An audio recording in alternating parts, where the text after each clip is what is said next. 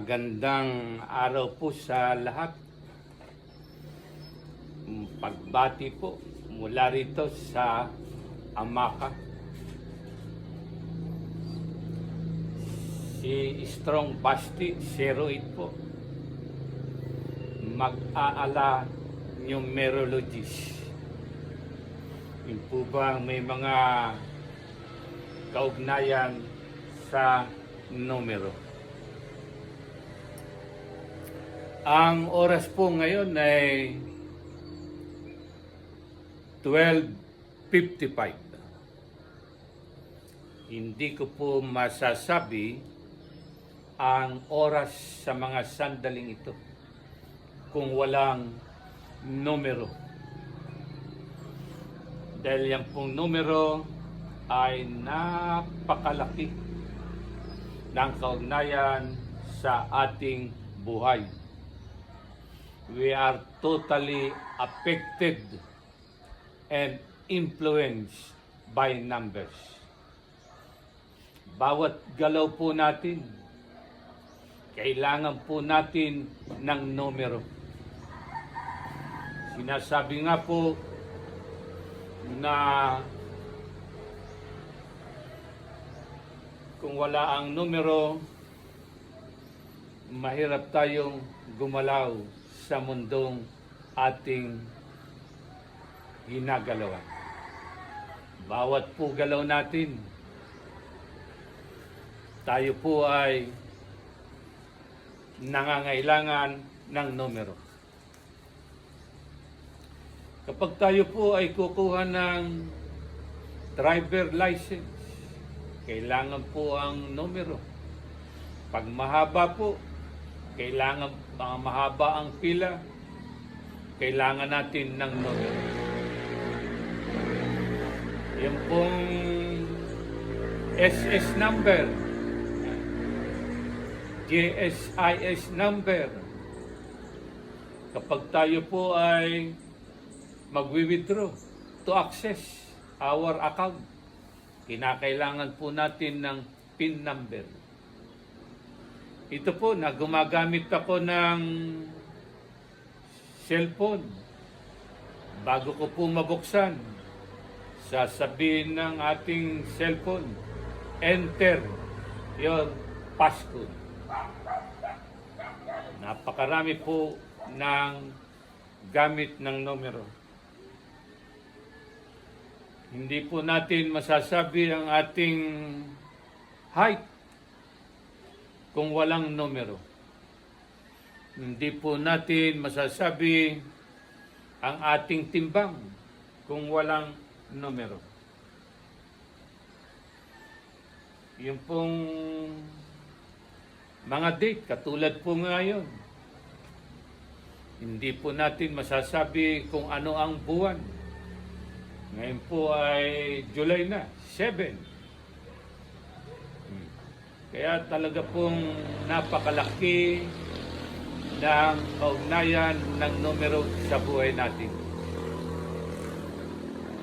At tayo po ay magsimulang magbilang ngayon.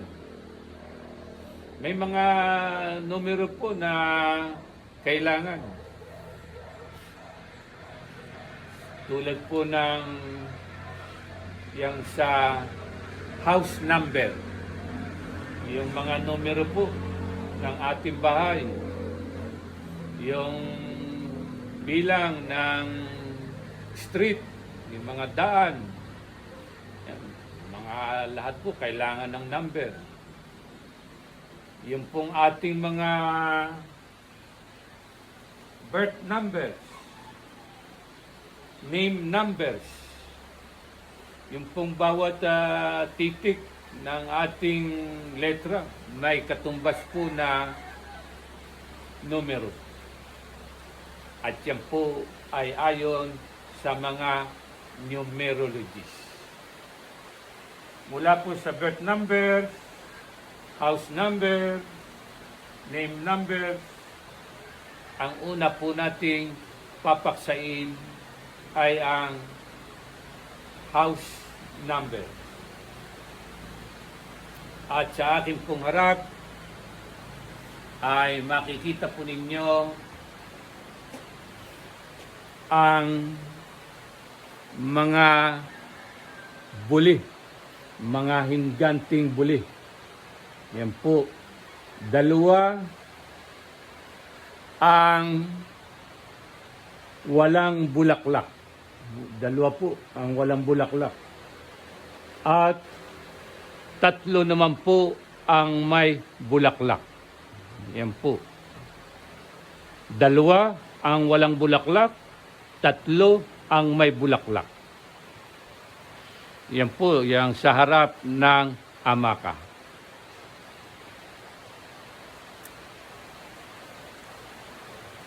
At dahil nga po numero ang ating pinapaksa, dalawa ang walang bulaklak, tatlo ang may bulaklak, 2 plus 3. 2 plus 3 equals 5. Equals 5 po. Kapag ang iyo pong house number ay number 5, ang nakatira daw po diyan ay mai-impluhensyahan o masasaklawan o nasasakop ka ng number 5 dahil po ang number 5 ay may sa tinatawag na pagninegosyo. Kapag ikaw raw po ay nakatira sa house number 5, hahatakin at hahatakin ka, hihilahin at hihilahin ka ng numero 5 para ikaw ay magnegosyo. At may pagkakataon pa na ikaw ay makarating sa iba't ibang lugar at sa ibang bansa. Yung po bang tinatawag na business trip. Negosyante ka eh. Yan po ang impluensya ng numero 5 kapag ang bilang o house number mo ay 5. Ano-ano pa po ba ang house number na may 5? Halimbawa po, ang inyong numero ng bahay ay 41. 4 plus 1 equals 5. Lagi pong ira-round number ninyo. Inuulit ko po, lagi mong ira-round number ang numero ng iyong bahay. Kung hindi eksakto na number 5. Yung pong 41, baliktarin mo naman. 14. 1 plus 4, 5. Yan. Number 5 din ang iyong numero ng bahay. Ano-ano pa nga ba dito sa aking kodigo para maayos po ang ating pagtalakay. 23. Halimbawa po, ang numero ng bahay mo ay 23. 2 plus 3, 5. Yan po ang mga house number 5. House number 5. Baliktarin mo po. 32. 3 plus 2, 5. Lagi pong round number. Lagi pong round number. At kung kayo po ay may nalalaman pa na numero na kapag inad ay number 5, ay kayo na po ang mag-analyze sa house number 5. Inuulit ko po, kapag kayo ay nasasaklawan ng numero 5, hahatakin at hahatakin ka sa pagninegosyo o ikaw ay magnegosyo. At yan po mga nagninegosyo, yan po ay ang mga nagtatagumpay sa buhay. Yumayaman po. yung mga nagninegosyo, kinakailangan po yung lakas ng loob, strong determination, at matutupad ang inyong pangarap. At kaya lamang po, huwag na huwag po ninyong sasamahan ng kalokohan, yung bisyo. Kahit kayo ay number 5, ay kung sasamahan naman ninyo ng bisyo, ay hindi rin matutupad, hindi makakatulong ang inyong house number 5. At inuulit ko nga po, 2 ang may walang bulaklak, 3 ang may bulaklak, dagdagan po natin yung 5. Yung po, yung isa pang buli. Diyan sa Amaka. Yan. Yan po. Isang buli na walang bunga, di 5 plus 1, 6. Doon po sa kalapit, nung yan, yung pong may bunga na yan, ay may 2 na wala pang bunga, hindi lang masyado pang malaki o matatawag na higanti.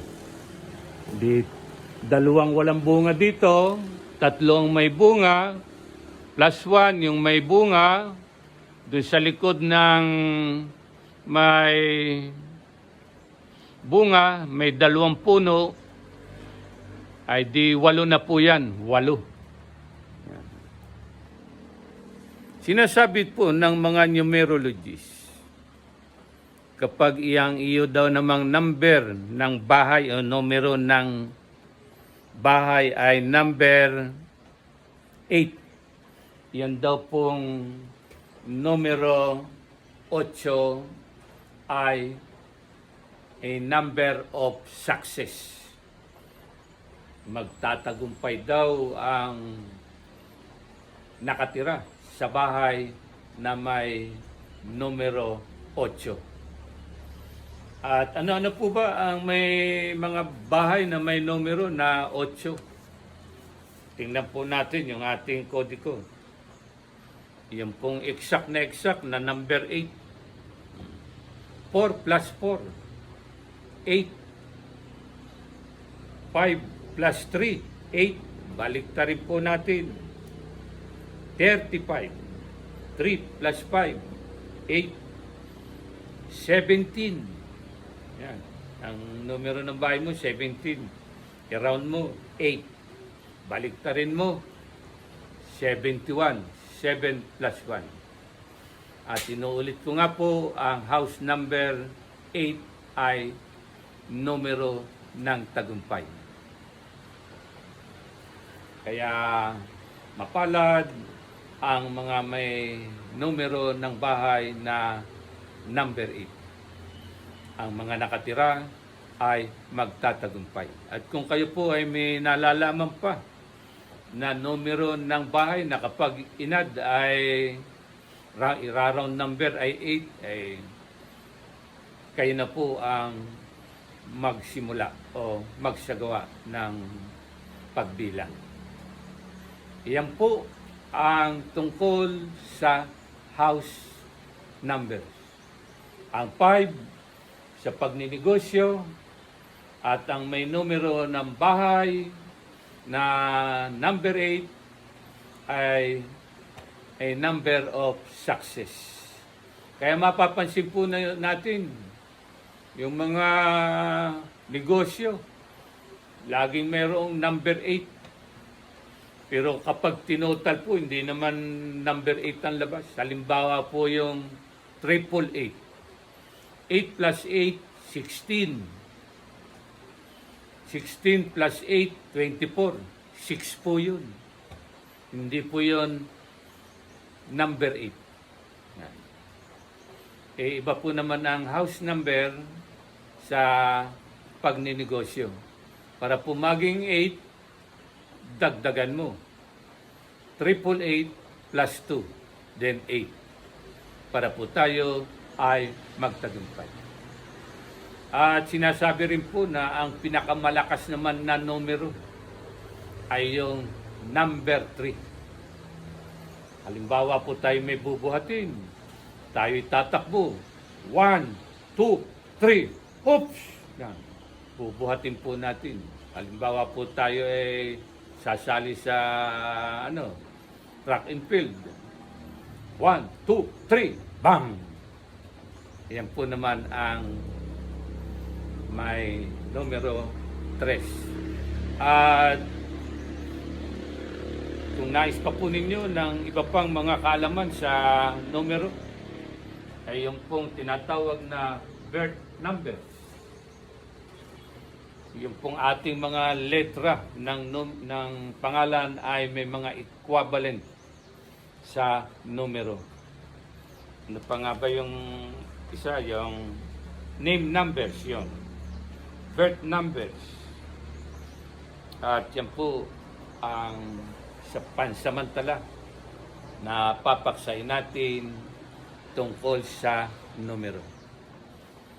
Kung nais po ninyo na malaman, halimbawa po sa may kaugnayan sa yung pagmamahalan. Halimbawa, may boyfriend ka, may girlfriend ka. Pagsamahin ninyo yung bilang ng numero ng inyong boyfriend o girlfriend. At malalaman natin kung komportable kayo o kung bagay kayo sa isa't isa. Medyo nabulunan doon si MCL, si Strong Basti Steroid. Kaya kung gusto po ninyo, kung malaman ninyo, mga nagmamahalan, kung bagay ang inyong mga numero, ay maaari ninyong itanong sa akin. At inuulit ko po, ang numero ay napakalaki ng kaugnayan sa ating buhay. Bawat galaw po natin ay apektado tayo ng numero. Kaya dapat tayo magkaroon ng kaalaman sa numero. Subalit, may nagsasabi ay anuman ang numero ay maganda. Noon pa pong ang ating Panginoon ay narito sa sandaigdigan, gumamit na rin po ng numero. 30 pirasong pilak. Yan po ang halaga ng numero na ginamit ni Judas Iscariote. At kailan po nalagutan ng hininga ang ating Panginoon? 3 o'clock. Gumagamit na po ng numero. Ganyan po katindi at kaimpluwensya ang numero sa ating buhay. Pero summing up total, ay ang Diyos pa rin ang ating hihingan ng mga ikabubuti ng numero. Sa Diyos pa rin. Iyan po ang tampok ni Strong Basti Steroid sa araw na ito. Salamat po sa inyong lahat. Sana nagkaroon kayo ng kaunting kaalaman tungkol po sa numero. Salamat po.